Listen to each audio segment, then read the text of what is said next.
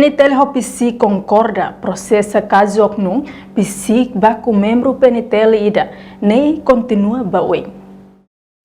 Segundo o comandante-geral PNTL e comissário polícia Pedro Belo, hatole hirak nei sexta-feira Loroncia Fulanzunho, tina nei e a sala conferência com zer PNTL kai kolidili. Pedro Belo afirma, caso oknum pisik baku membro PNTL ne tem que processa tuirdalan legal, procedimento criminal tem que lao, não nemos e a parte internal.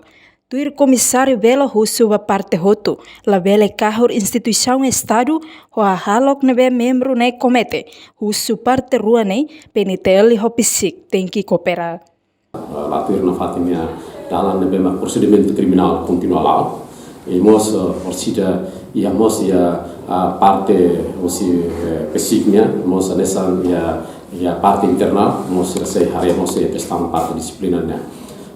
Nebe label kau ko sansar ne hamutu e dan ne hanesan is são estadunya nebe maka precisa tem que cooperação hamutu tamba hotu maka ya ita interesse ba pogunya tanto si Polícia Nacional Timor Leste onde mos si parte pesiknya ita otu akara katu halo combate ba ema criminal sira criminoso sira nebe maka gostar atu estraga a estabilidade ya itene railara tamane maka ona kata cooperação ba.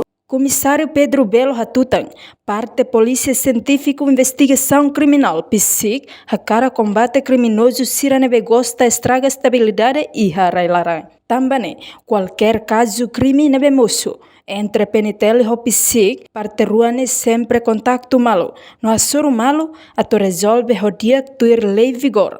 E a nação Timor-Leste, reportagem Melania da Conceição Televisão Timor Post. Janela informação by Emma Rotu. Atu reta informação atual dia clio kita haluha haneham botão subscribe, like, halo comentário no faz tutang ba mídia social Rotu.